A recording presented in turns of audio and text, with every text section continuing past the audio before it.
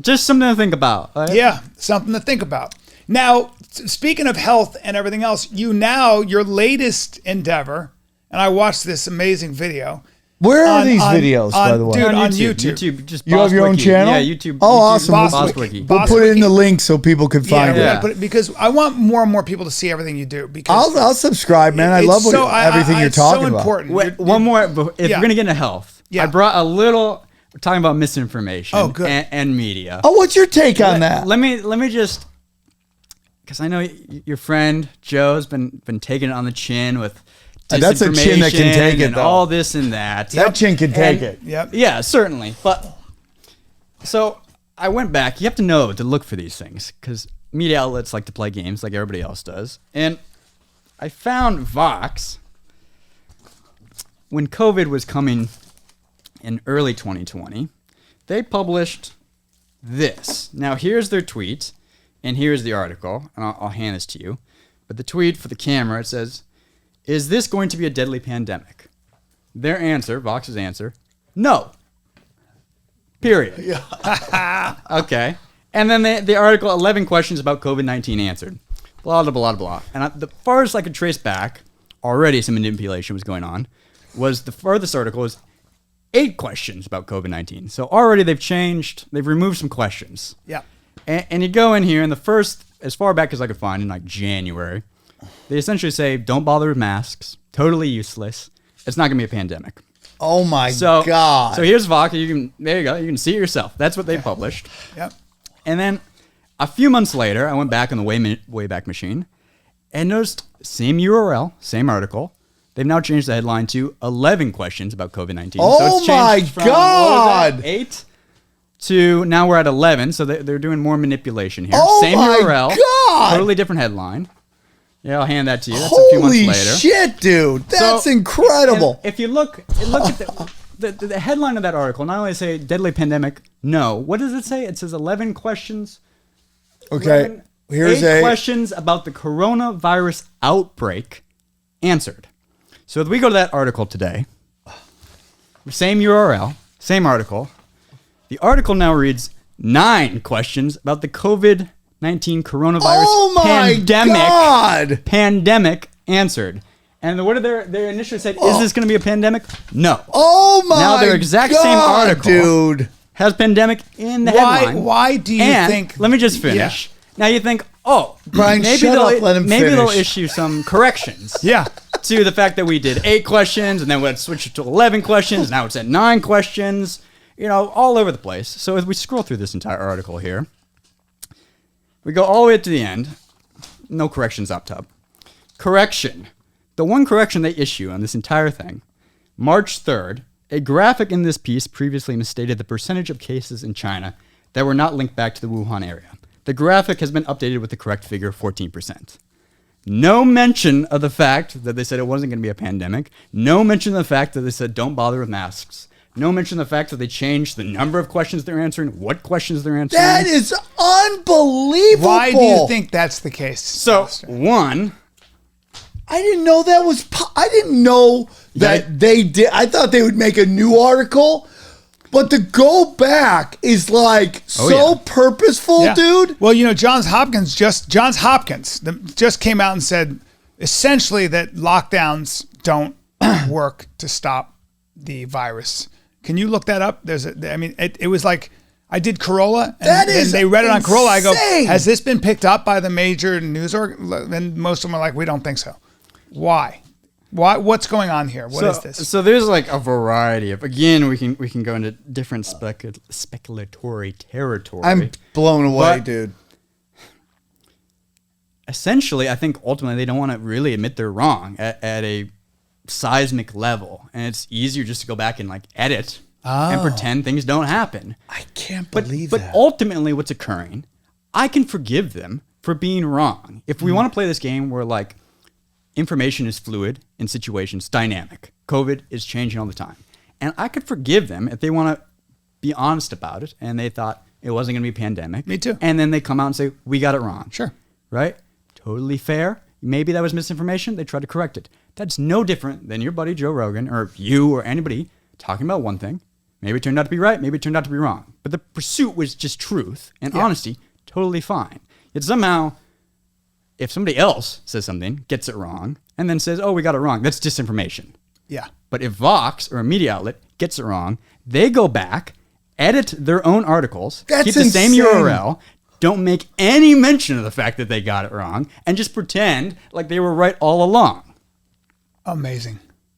So, you can go and look at this article. As a journalist, you just got to know to look for this. Yeah, stuff. and I want to get into this because as a journalist, and I don't care who you are, if we know that Jeff Bezos bought the Washington Post. Yeah, we know that certain corporations own whatever it might be.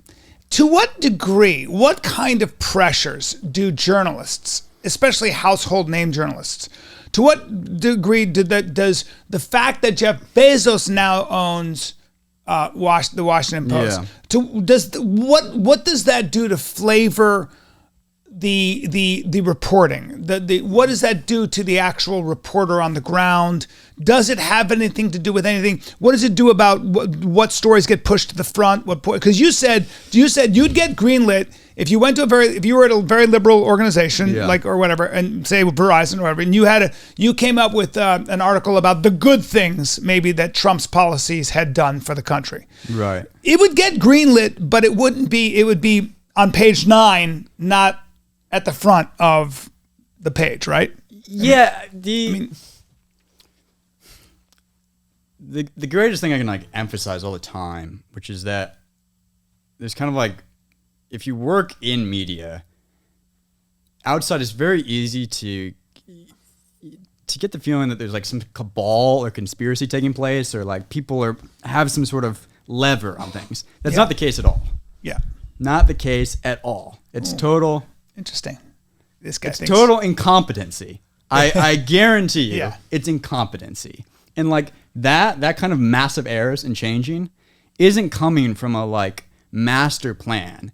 It's them not knowing, because they're human too, just going with whatever, and then being trying to cover their about ass. How fucking wrong they were. Right, and then just trying to cover their ass. So when in a newsroom, the editor is the final say so, or how does that work? So again, 80% of the time, 90% of the time, it depends what paper. New York Times, it's an editor's paper. So editors have much more control over the reporter. Washington Post, reporters might have more control than the editor. Each paper is a different kind of So the reporter comes and says, I have this and I want this. Yeah. In the New York Times, the editor will sometimes heavily rewrite things or be like, no, yes or no. Different papers have different balances of power. But at the same time, the publisher can always make a call and say, hey, we're killing this story. The publisher? Yeah, somebody that owns it. Really? Oh, yeah, if Bezos really wants... Oh, he can actually kill a story. If he wanted owns the paper, bro. What's the point? He could exert power. Ring the bell. Thank you. You remember we had that discussion?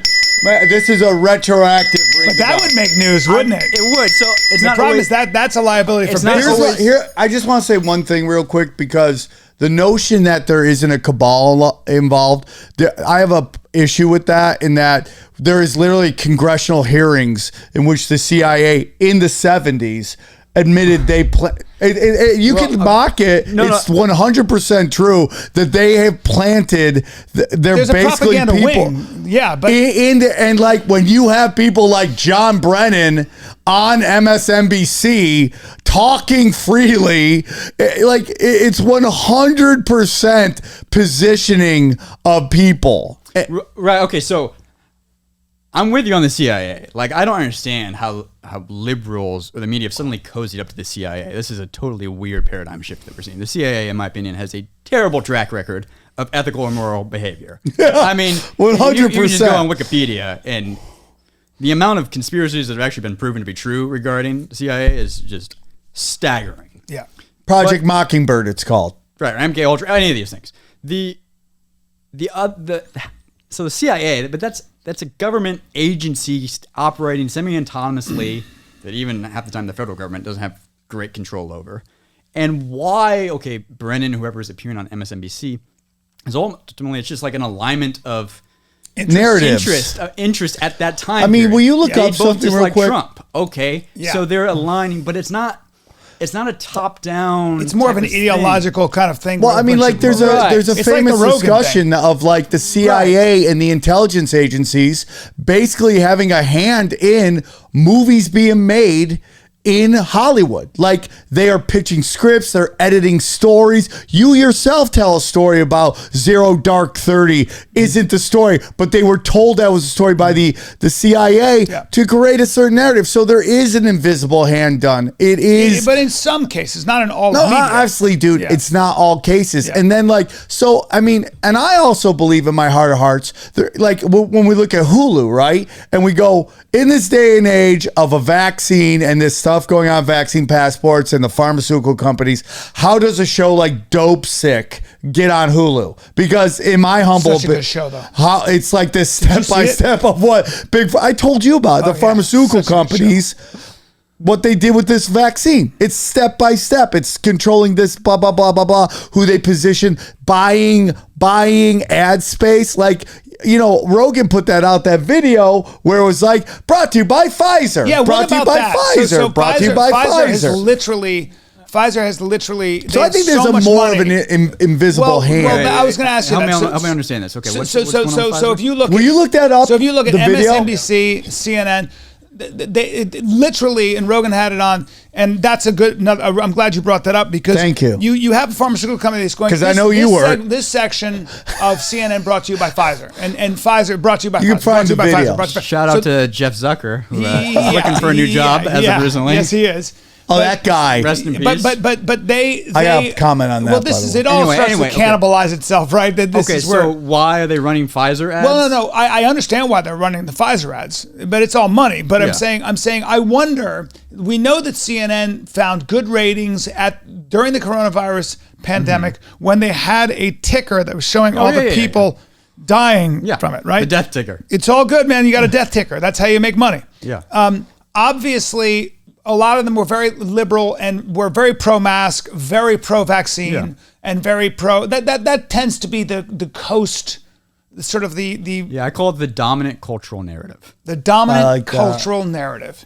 Okay, and most of those people tend to come from similar backgrounds. Yeah. Fair enough, right? Like you were saying earlier about, you know, Yes. you're Yes. black or you're Asian, you're Blasian, but you're from But when Yale. when you're a working class person or you're just trying to make a living the way we are, you know, you don't even have time. We don't have time. The average American, whether you're Mexican, whether you're whatever you are, you're working. Like you have to see, we don't really have time to stop and think about whether or not we're being racist, fair, whether a mask No, it's works. my whole theory I on gotta get shit done. pronouns. Right, Like, go down the Skid Row and how long will you go before someone corrects you on their pronouns? It's never going to happen. No. Nobody gives a shit about pronouns are very much a privileged thing. Yes.